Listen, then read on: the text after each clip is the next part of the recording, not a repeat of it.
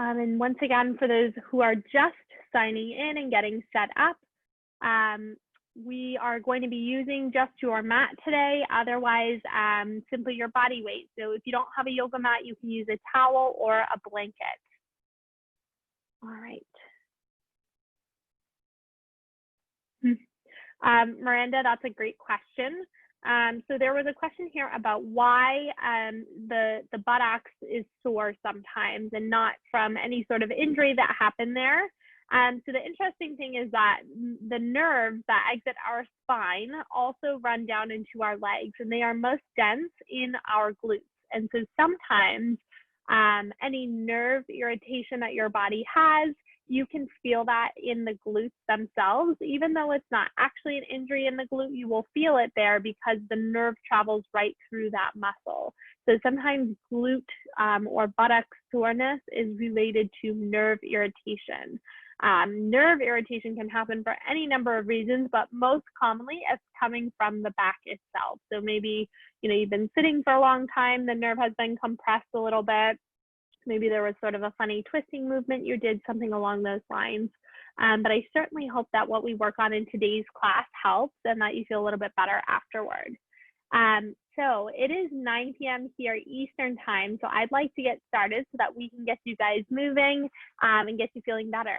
So welcome to those of you who are joining in for the first time today, and welcome to those of you who are coming back for maybe multiple classes today or even in previous weeks. So I'd like to introduce myself to those of you who are new. My name is Allie. I'm a doctor of physical therapy as well as a nationally certified Pilates instructor. I've been practicing here in Boston for the last 5 years, and I own my own practice here and have been teaching with the Community Online Academy since it started back in March. So today's program is 30 minutes long. We're going to be working on back pain. It's going to be almost entirely movement based. So we're going to do some stretching, some strengthening, and at the very end of class, we'll talk quickly about ergonomics for your work from home desk setup. As always with all my classes, I'm happy to answer any questions that come up. So if you guys think of something during the class, feel free to write it to me into the chat. I will read through all those questions once we get going. So what I'll do is just make sure that my video is spotlighted, so mine should show up on the big screen for you guys now. And if you would rather follow along with everyone, you can always switch back to the gallery view. All right, so let's get started and we'll get moving. If you feel like at any point something does not feel right for your body, please take a modification, and I'll offer a number of options here.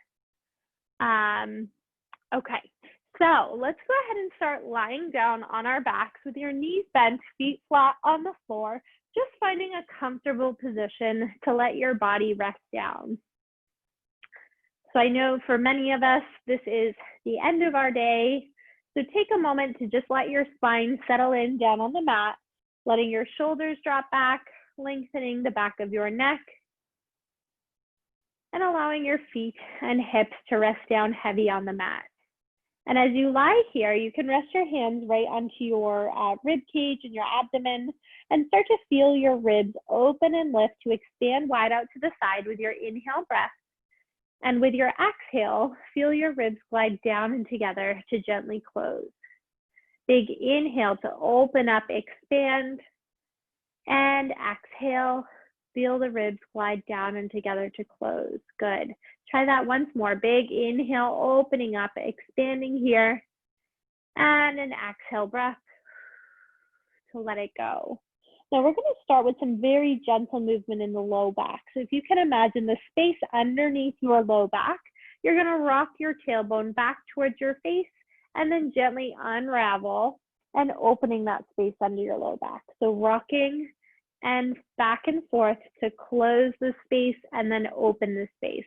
I want this to be gentle and it should be comfortable. So work within your body's pain-free range of motion. But as you do your rocks front to back, see if you can gently start to make that movement a little bit bigger. Now, if you've been taking my class before and you've done this movement with me, I want you to add in your breathing here. So as you close that space, exhale. As you open the space, inhale. Exhale to close the space behind your low back. Inhale to open up that space. Exhale, close, and inhale, open. Good. 3 more times, just like this, and open. That's it. Last 2, and open. Good. 1 more time here. Gently close and open that space, and then settle somewhere right in the middle. Now from here, we'll walk our feet together and knees together and lower our arms down by our side, about a V position, so 45-degree angle. We're going to introduce rotation into our low back. So start to rock with your legs from side to side, nice and gentle. This should be pain-free for your body. So if it starts to become cranky or sore, make your range of motion a little bit smaller. And it's okay for your hips to lift, but I want you to keep your shoulders down and really work to keep your knees together at the same time. That's what's going to ensure that this rotation happens in your lower back rather than your hips or your upper back. We are also going to stretch, but we'll get to that a little bit later in class. And just notice if you have any side-to-side differences here, just very gently bringing in some movement. That's it. Good. We'll try 3 more times, gentle, nice and easy like this. And last 2. Good. 1 more time here. Excellent. Okay, now from this position, ground both of your feet down into the floor, and you can separate them back to hip distance apart. Push your feet into the floor and open up your collarbones. We're going to take this into a strengthening exercise for our glutes. So we'll start with the pelvic tilt. So we're going to rock our tailbone back, closing the space behind our low back, and then curl to lift our spine up. And when you come back down, soften and melt the spine down 1 vertebrae at a time. Try that again. Rock the tailbone back, start to curl, lifting up, up, up, push the feet down into the floor. And from here, soften and melt your spine back down onto the mat, unraveling to let your tailbone go at the bottom. We'll pair this with our breathing. So we're going to exhale, curling the spine to lift up. Take an inhale here and exhale, soften and melt your spine back down. That breathing pattern is going to help you to feel the work more in your butt muscles and less in your lower back. If you're still feeling it in your low back, try making the space between your ribs and hips a little bit smaller on the way up and down. That's it. We'll try 3 more times like this and soften and melt back down. Beautiful here. Last 2. And gently lower the spine down. Good, guys. Once more here. And lower, melting all the way back down onto the mat. Good. Now we're going to balance that out with a little bit of core work here.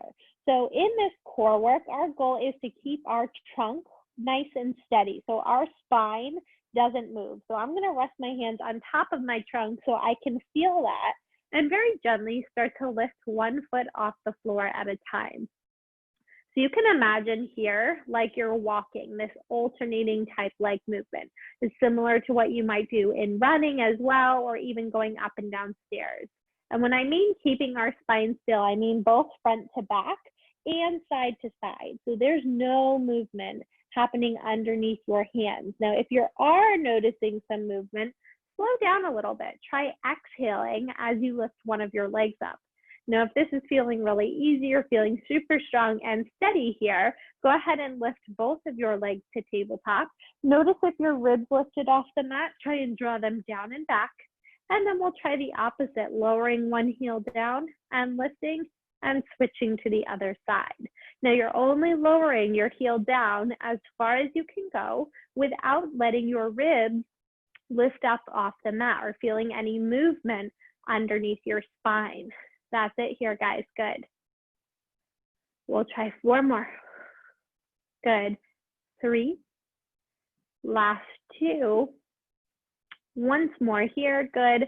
Bend your knees in towards your chest and give yourself a very gentle hug and rock from side to side. Now we're going to take that rock right on up to a seated position here.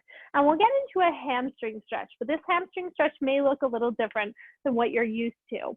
So I want you to keep a bend in your knees intentionally. And I'd like you to be able to sit up really tall. So You're sitting with your shoulders stacked right on top of your hips. Roll the shoulders down and back. Now, in this tall seated position, if you cannot get up tall, bend your knees until you can. And once you've found that length in your spine, you're going to keep it. So instead of slumping forward, we're going to keep our flat back and just tip our hips forward, allowing our hands to rest down onto the floor. And you're going to feel a stretch that it probably feels a little bit different than what you're used to for your hamstring stretch. It may feel deeper, it may feel higher up towards your bottom, but that's actually your hamstring muscle rather than the nerves that run through the back of your legs. And so this is a way to get into that muscle, creating mobility without being irritating to those same nerves. Good, we'll hold here for another breath. Maybe you're able to tip forward just slightly more. Excellent, and then we'll come all the way on up. We're gonna flip on over to an all fours position. So go ahead and find a comfortable setup with your hands and knees on the mat. If you need to roll up your mat a couple of times for padding for your knees, you can do that here. And if you have wrist sensitivity, line up so your shoulders are ever so slightly behind your wrist, okay? Otherwise, you can stack your shoulders right on top of your wrist. So find that comfortable setup. And then intentionally, we're gonna let our rib cage sag down towards the floor and then lift up away from the floor. Try that again. Drop your ribs down, let it sag, and then lift up and away. Once more here, let your rib cage drop down and sag, and then lift up away from the floor and hold. Now we're gonna work a little bit more into that core strength in our spine stability. So from this position, reach your right arm straight out to the side. Now you're just gonna hold that arm here. My palm is facing down, unlock my left elbow, and shift a little bit more to the right. So that's really just to keep ourselves centered, because chances are when you lifted that right hand, we suddenly shifted our body away to the left side. Now this is the strength we need to be able to keep our spine strong and supported when we're bent over. Let's try two more. And one more breath here. Go ahead and bring your hand down, give it a little rest. I always find that one much harder than it looks. And then we're set up now to take this into a little rotation for our upper back. So we're gonna reach that right arm up to the ceiling and then thread your right arm underneath your left, letting your head, neck, and shoulders fall onto the mat. Reaching up towards the ceiling, stretch through that right hand, thread the right hand underneath the left, letting the head, neck, and shoulders come down. Reaching up, up, up, taking that stretch. Good, and threading it down and underneath. We have just one more time here. We're gonna take that big reach up and then follow your hand under. We'll hold it there for just a moment, taking one additional big breath in. And then coming right on up through the center. Great. Now from here, we're gonna take that into our left side with our balance first. So take the shoulders down away from the ears. This time reach the left palm out to the side with your palm facing down and shift to the left ever so slightly more. Unlock your right elbow, take your right shoulder out of your ear and keep lifting your ribs up away from the floor and just hold and breathe. That's it, guys. Again, we're finding that strong support for our spine when we're in that bent forward position. We hold for 8, 7, 6, 5, 4, 3, 2, and 1. Bring your hand down, give yourself a moment's pause, and then we'll take that into that upper back rotation. So we'll reach the left hand up towards the ceiling and then thread it underneath our right arm, taking that gentle twist. And like I said before, we already did rotation for our low back earlier in class. This is rotation for our upper back. Okay, so really getting that whole spine moving. We're gonna do rotation for the hips a little bit later. That's it. We'll reach that left arm up, find that big stretch. You can follow your hand with your eyes. We'll do one more here, reaching all the way up and then gently twisting, lowering back down. We'll hold that here for just a breath. Let your head rest down. Breathe into your rib cage wide out to the side. And then come all the way back through the center. From this setup, we're gonna walk our hands down to lie all the way down onto our stomach. So separate your feet just slightly. We're gonna find our hands under our shoulders. And I should also say that if this is very uncomfortable for you to lie on your stomach, place a little pillow under your hips. We'll set our hands up underneath our shoulders, bring our elbows into our peripheral vision here, and start to press up to lift your upper back. And if you're comfortable, you can go ahead and press up to lift into your low back as well. So lifting into whatever is comfortable for your spine. This may feel tight, but it shouldn't be painful, pinching, or sore. And if it is, just lift to the point where it starts to feel at that point, starts to feel uncomfortable, and lower it gently back down. Now, if you've taken my class before, you've done this stretch with me. I do it in all of my low back classes because it is the opposite position of how we spend our time when we sit. Now, if you've done it before, I want you guys to add a new dimension today. As you keep your hips down, I want you to think of lifting your rib cage up away from the floor. So it's kind of keeping your core active when you're lifting yourself up, and it's gonna make you stretch a little bit more into the upper part of your back. We'll try 3 more just like this. Good, soften and melt the spine back down. That's it, ribs up and then lift up for 2. Good. And one more time here, we'll press and lower all the way back down. Good. Now we're gonna take a gentle stretch here for our quad muscle. And the quad is the muscle right on the front of our thigh, and that's one that I see a lot of people stretch in standing. I really like stretching down on the floor because it gives you a lot of stability so that you can't get away with any compensatory movements. So I'm gonna cross my left forearm across the mat and rest my forehead down. From here, I'm gonna bend through my right knee, reaching back for my toes with my right hand. If you cannot reach your toes, you can always take a belt or a towel or sheet around your foot and grab on there. So once you have found that setup, go ahead and gently pull the heel in towards your bottom. Now, if you feel pain in your low back when you do this, I want you to think of pressing your pubic bone into the mat and drawing your ribs up away from the floor. So just like we practiced in that press up movement, drawing your rib cage in, you want to see if you can do that same thing here. At the same time, notice if your right knee has floated out to the side. See if you can pull it in a little bit closer to the midline of your body. And if you're super flexible here, you can walk your hand down a little bit lower towards your ankle to feel that stretch. Good. So some people might feel this down in the knee. Other people might feel it up a little bit higher towards the hip flexor. So just notice that it's just depending where your body is tight. And then we'll release through that right side. We're gonna try the same thing on the left. So now make a little pillow with your right forearm across the front of the mat. Let your forehead rest down, and you're gonna reach back for the toes with your left hand. Once again, if you feel this in your low back, press your pubic bone into the mat, draw your rib cage up away from the floor, and then slide that left knee towards the midline of your body, dropping the shoulder away from the ear and very gently pulling the heel in towards your bottom. Let yourself breathe here. Notice if you're starting to take tension up high into the shoulders. We'll try one more comfortable deep breath in and a deep breath out, and let all of that air go. Go ahead and release. Excellent. We have one more stretch we're going to do here. So I mentioned that we've done rotation in our upper back, in our lower back. We're going to try that in our hips here. So fold both forearms down. Let your forehead rest onto your hands. You can bend both of your knees about a 90-degree angle, and then you're going to let your legs rock from side to side.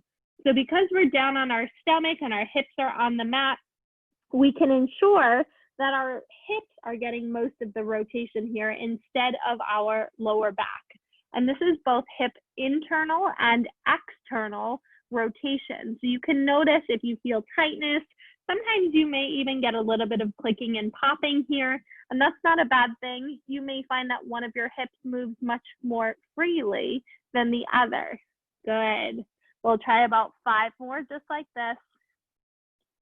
Very nice form, everyone. Last 3 and 2. Good. Once more here. Very nice. And then you can go ahead and stretch your legs out straight. Bring your hands down back underneath your shoulders. And this time you're going to push yourself up and back to round into a shell stretch. Okay, so we're sitting back on our hips.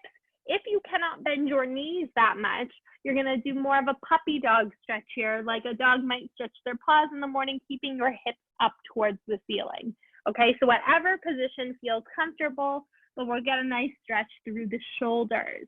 Now, speaking of the shoulders, we're going to walk both hands over to the right side of the mat so that you feel a nice long stretch through the left shoulder, and that's your lat muscle. And while it is a shoulder muscle, it's a pretty big one, and it attaches all the way down low by our low back. And so sometimes tightness here can even influence what we feel for mobility in our low back.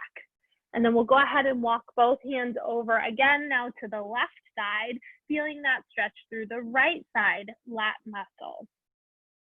Try breathing into that side rib cage. Take one more big breath there. And then very gently come on up. So we're going to stretch a bit deeper into our side body now by sitting down onto our left hip, and my legs are splayed off to the right. Once you are sitting, if this is an uncomfortable seated position for you, find any comfortable seat that works for your body. Pick your chest up tall, lift tall through the top of your head, open up your arms, taking up space. We'll start to dive the arms gently up and over. So what we're getting here is our last spinal movement that we have not had a chance to explore quite yet, and that is side bending. So that's being able to move our spine sideways. The fun part of this setup, though, is that the way we have our hips positioned, we are also getting hip internal and external rotation at the hip joint. So if it was really hard for you to sit this way, that might indicate some hip tightness in the rotation plane. Good. 2 more times. That's it. And last time here. Good. We're going to take those legs now, reach your hands back behind you, swing the legs up and around so we can sit down now on the right hip with the legs splayed off to the left. And once again, make sure that you can sit up really tall. So you don't want to be slumpy in that side bending position. Spine is tall. We're opening up that wingspan to take up space and dive our arms up and over. So nice and gentle, just starting to move the spine side to side. This should be pain-free, it should be comfortable. Work within what's good for your body in this pattern today. Good, nice gentle reach up and over. Excellent, guys. Continue with your comfortable breath here, keeping the spine up tall and lifted. We'll try 3 more. And 2 more. And last time here. Good, and take a rest. Okay, so our last stretch that we're gonna get into today is for the hip flexor, which is just a little bit higher than our quad on the front of our hip. And our hip flexor gets really tight when we sit because that muscle gets shortened. So I'm going to show you guys this exercise in kneeling. If you're painful in kneeling, you can either pad your knees rather with pillows, or you can do this in standing. So I'll demo both. So let me just adjust the camera a little bit so you guys have a better view here. All right. So you're going to kneel with your right foot in front of the left. So about a 90-degree angle. So you should have a 90-degree angle at the right and your left leg. Now, if you're standing, it's the same setup with your back knees lifted, okay? And you just want to make sure that you have something to hold on to so that you're not off balance. Now, square off your hips by rotating your left hip forward, right hip back. Once you're in that setup, pick your spine up tall. Your shoulders should be right over your back hip. Engage your left glute and try and lift your spine up tall as you gently lunge forward to feel the stretch in the front of your left hip. Now, if you don't feel that stretch there, you probably need to rotate the left hip forward and try and engage your core. So a lot of times I see people leaning backwards in this stretch. Draw your ribs in as though you're giving your stomach a gentle hug, and that should deepen the stretch here. Go ahead and reach that left arm up towards the ceiling, right hand down towards the floor. We're going to add on by just adding a gentle side bend to the right. And if that is too much for your body, you can always back off and come to the center. But this will go ahead and deepen that stretch up a little bit higher into the hip flexor joint. We'll try one more big breath in here. And then come right on out of that stretch. We're going to switch to the other side. So this time, left foot goes forward, finding that 90-degree angle at your left knee and your back right leg. We'll square off the hips by rotating our right hip forward, left hip back. Chest is tall, shoulders roll down and back. We engage our right glute to very gently lunge forward, keeping our core active, chest tall. We'll start to feel that stretch in the front of our right hip here. And our hip flexor, it actually attaches to our lower back. So any tightness that you feel here may indicate, or if you even feel soreness in your low back, it may indicate that your hip flexor is actually pulling on your low back. So we'll deepen the stretch here by reaching the right arm up towards the ceiling and gently diving over to that left side, letting your spine tip very gently to the side, picking the chest up nice and tall. We'll hold here for just another moment, taking a deep breath in through the nose and a deep breath out through the mouth, exhaling to let that go. And you can go ahead and press back, shake it out, take a rest. So I want to go over very quickly a little ergonomics with you guys. I'm going to pull out my chair so I can show you a couple things. So really, this is not my chair. This is just a little poof so I can show you guys a little bit more about sizing and setup for what to look for your work from home setup. So when it comes to the lower half of your body, you're looking for right angles, and that's a right angle at your feet, right angle at your knees, and close to a right angle at your hips. So if you guys were to look at this chair, this is too low for me. I have more than, or rather less than a right angle here at my knee. So I need to lift my hips up a little bit higher. The most important thing I can recommend though, is that your low back is in its neutral spine position. And neutral spine means that your low back follows the natural curve of your spine when you're standing. So for me, that means I need to tip my pelvis forward to maintain that gentle curve of the lower back. I'm going to go ahead and put everybody back on mute so you guys can continue to hear me here. All right.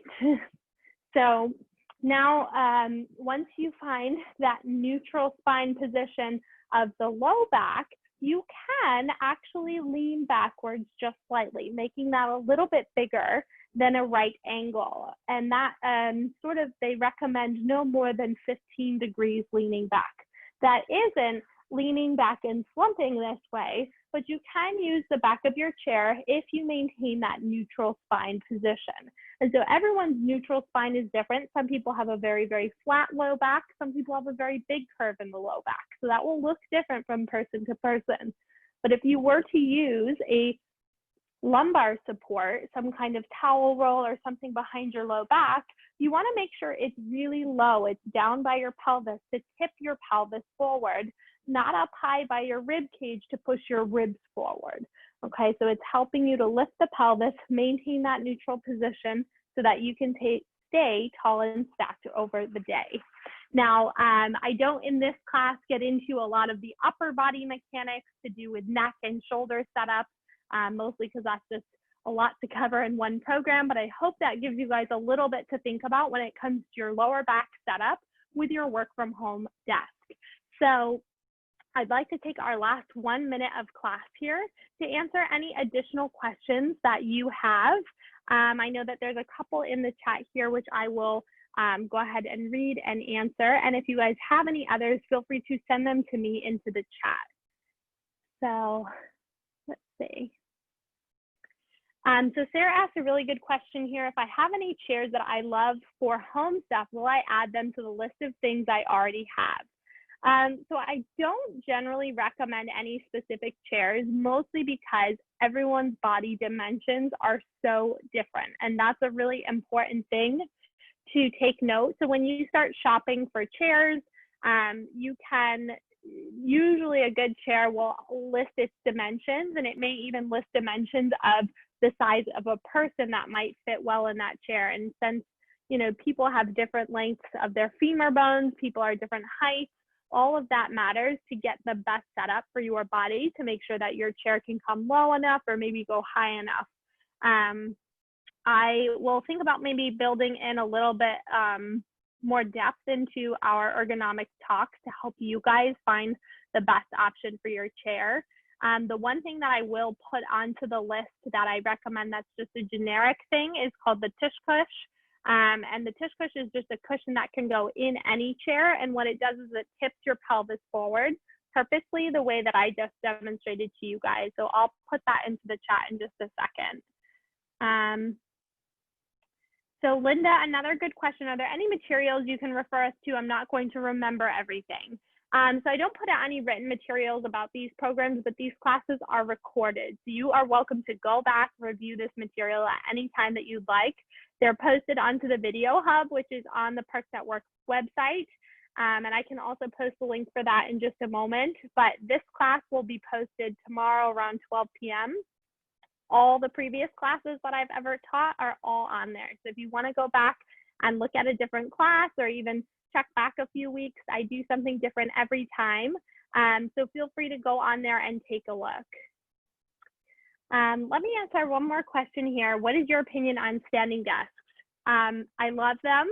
I think more people should be using them, but at the same time, standing desks, you still need a good ergonomic setup with your standing desk. You can't just, you know, stand and put your computer on the countertop and think that it's going to be perfect. It might be better than sitting, but you still have to make sure that your screen height is high enough and that, you know, you have the right shoulder position and everything.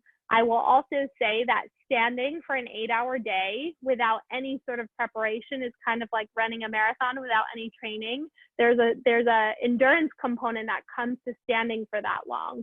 So if you're interested in starting with a standing desk, I would recommend starting maybe just an hour or two at a time and then building up your endurance over the course of a couple of weeks until you can stand for a majority of the day. And it's actually okay, even if you have a standing desk, to stand for some of the day and sit for some of the day. Our spines really like to move. And so even that movement changing transitions between sitting and standing is actually a good thing.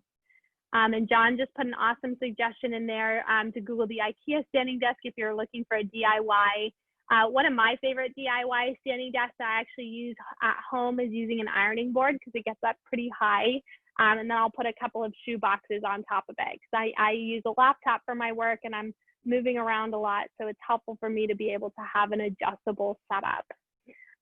So thank you guys so much. Let me go ahead. I'll put in here the name of that cushion. It's called the Tush Push. And I'll see if we can get that onto the shopping list that is out there. And then I will also post, I just need to pull up the Perks at Work. I'm going to pull that up right now, the Video Hub, so that you guys can find this video and access that tomorrow. So give me 1 second. I'll get you that link. Explore videos. Okay, so let me pull that up. I'll send this to you guys in the chat. This is the Video Hub. It's right on the Perks at Work homepage, but if you click there, you can access all of my previous videos. You can search by me as an instructor. You can also see other videos if there was a class that you missed, and that way you can review all of this material. So thank you guys so much for joining in today. I really appreciate you all taking the time to come to this evening's class, and I would love to see you again next week. Sign up for next week. Do start tomorrow at 12:15 Eastern Time.